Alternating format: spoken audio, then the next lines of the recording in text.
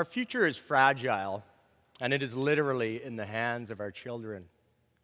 I'd like to share with you my experiences of growing up in very diverse communities and environments and how they shaped my life, and led me to identify with three kinds of people in all the communities I'd live in. Those who are completely unaware of the problems we face, those who see the problems but feel powerless or become apathetic towards making change, and those who see the problems and take action to improve the lives of those around them. We all fall into one of these categories at one time or another in our lives, but how do we empower future generations to make a positive impact that's in the best interest of the community as opposed to the individual? How do we get future generations to take action? My story begins in Igloolik, a small settlement north of the Arctic Circle. We moved here shortly after I was born. My dad was an electrician and a mechanic and worked on the substations. My mom taught at the local school. Although she was not professionally trained as a teacher, she was an incredible one. I remember the story of her promising her class that if they got their work done in the mornings, they could spend the afternoons outside playing. Of course, this yielded immediate results, and she had a very focused, quiet class. It would be very difficult for a teacher to promise their class this in our system today. School in the Arctic was very different. In fact, everything was different here. The landscape was barren, and you could almost see the curvature of the earth. Winters were dark for 24 hours, and in summer there was virtually no darkness. We shopped out of catalogs, and we ate fruit and vegetables out of cans. Seal, Arctic char, and caribou were staples in our diet and not something we'd pick up at the corner store. Ice fishing wasn't a sport here, it was a necessity. Living in the Arctic was about surviving as a community and appreciating the simple things in life. We didn't have telephones, TVs, or cars here. We didn't need them.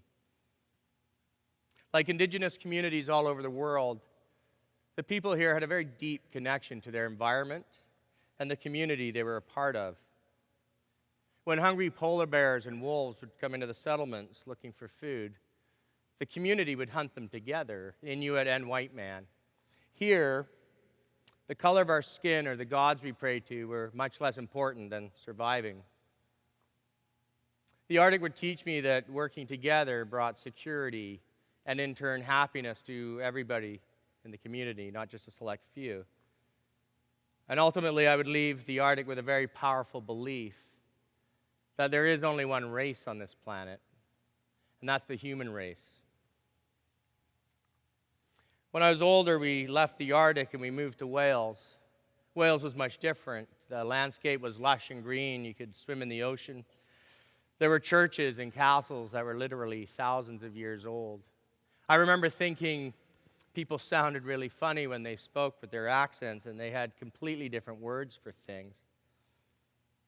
My parents had planned to retire here, but unfortunately things didn't work out, and they separated shortly after we arrived.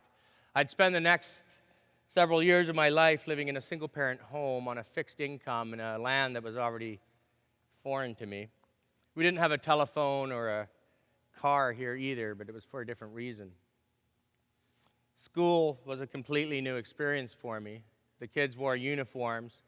Boys and girls were separated and not allowed to play together. Teachers would beat us, literally, with canes if we misbehaved. And bullying just seemed to be a part of the culture here amongst both students and teachers.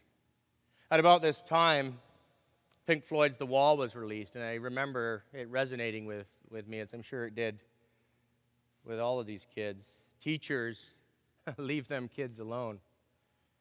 This environment instilled a belief in me that poor people stayed poor, that it was virtually impossible to impact positive change in your community, and that you should never question authority.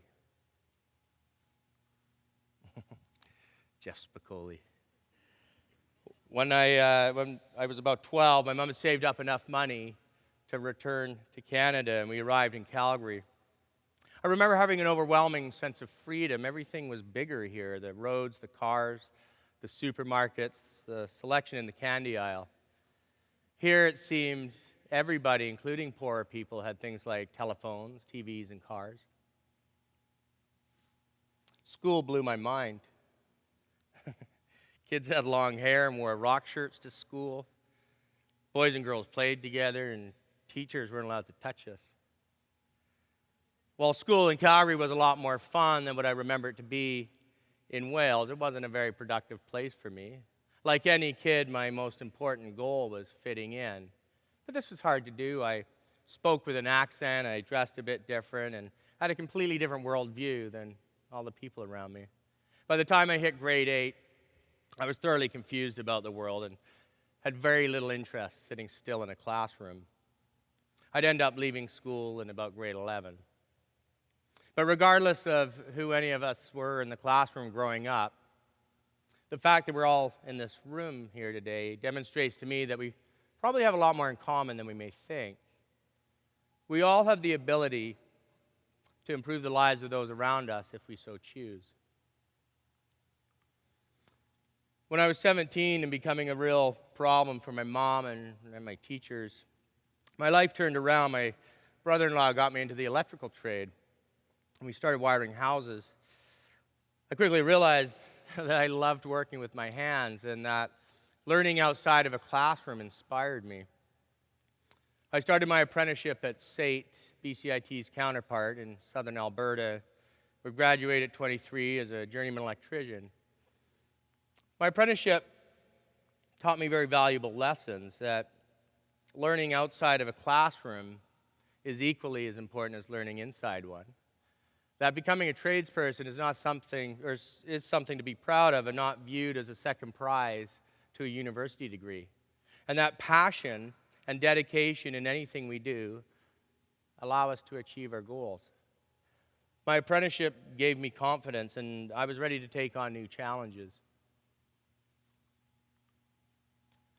In spring of that year, I relocated to Vancouver. BC seemed to run at a speed all of its own and had a deep connection to its indigenous people and its heritage. And perhaps it reminded me of my early years in the Arctic, but I knew I'd found my home. In 1996, I started my own electrical contracting company. In 1999, we partnered to start Neutron Factory Works.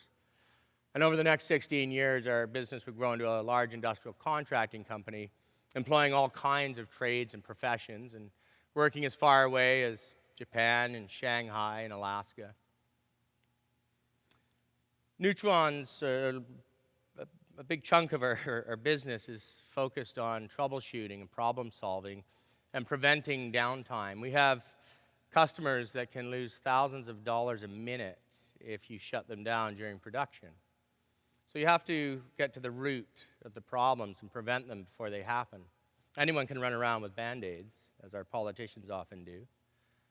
After you go through this for so long, you start looking at the world through this lens in your own life. What are the root causes of the problems we always run into? As Neutron grew, I was able to do a lot of traveling. I wanted to visit countries we weren't supposed to see with my own eyes the impact war, famine, poverty, and cultural differences had on people.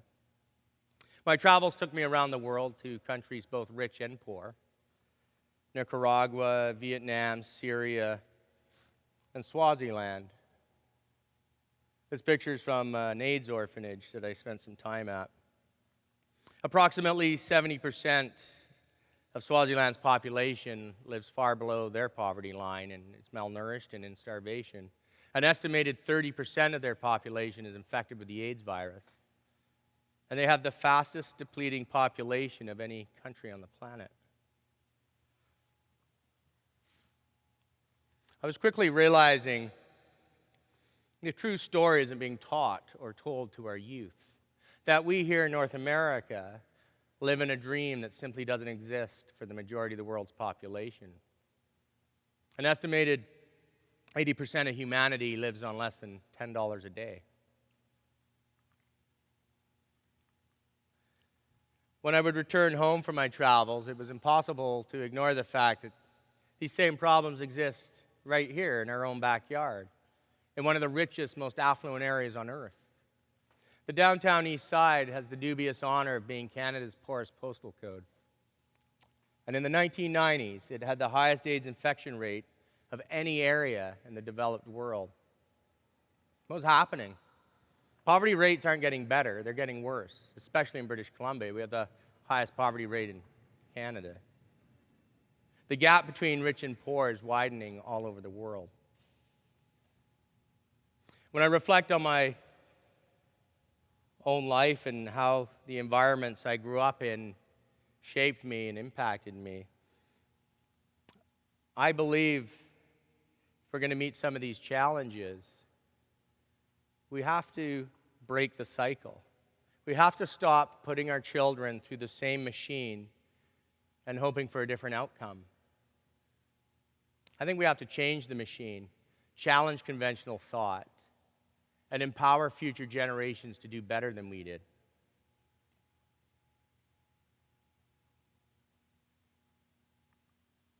But where do we start? What is it we need to change if we're going to meet these challenges? Almost every single school in North America has two things: a football field and a baseball diamond. Perhaps we start here. If we didn't have an epidemic of obesity and diabetes in North America, I might buy into the idea that large athletical football fields are an important part of our education. But the fact of the matter is, over 60% of adult Canadians are either overweight or obese. And obesity and diabetes aren't just about a lack of exercise. They're about a complete lack of understanding of our food system and a healthy diet.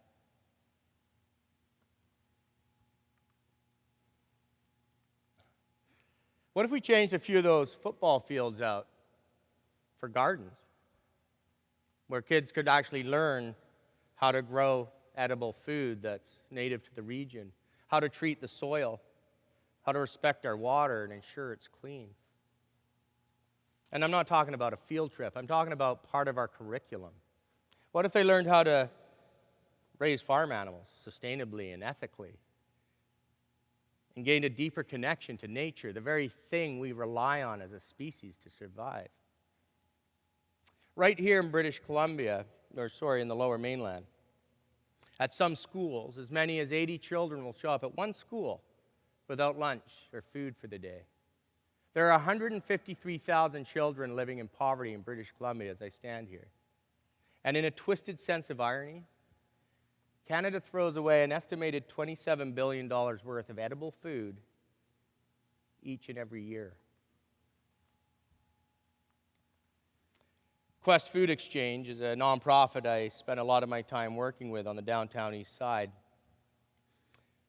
They take healthy food, otherwise destined for the landfill, for no other reason than bad packaging, mislabeling, dents, dings, color, shape, size, and they sell it through their markets at a significantly low cost to people on social programs.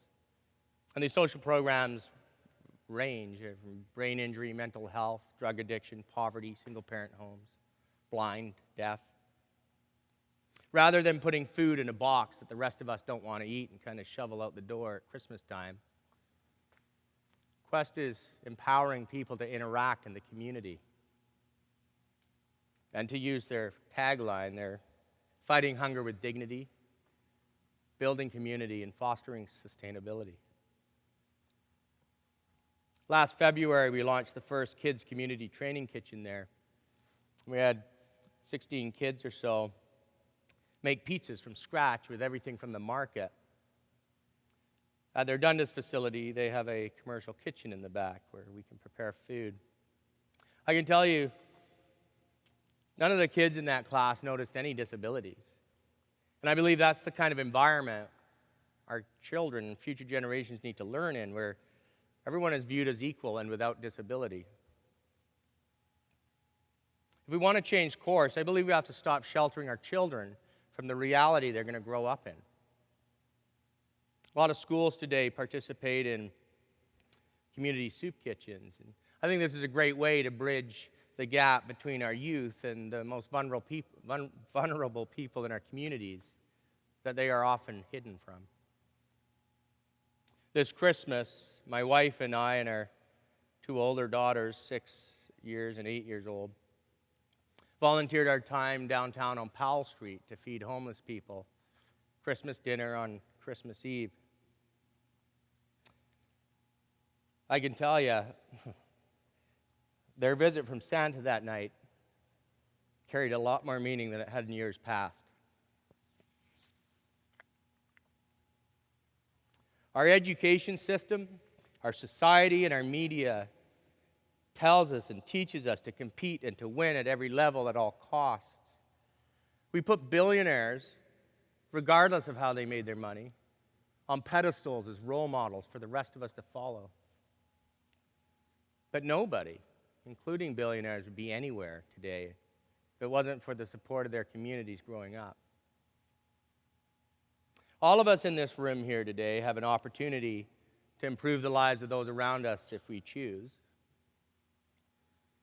When I look back on my life and the three kinds of people I identified with in the environments I grew up in, those who are completely unaware of the problems we face, those who are but feel powerless or become apathetic towards making change, and those who see the problems and take action to improve the lives of those around them, it leaves me with two questions.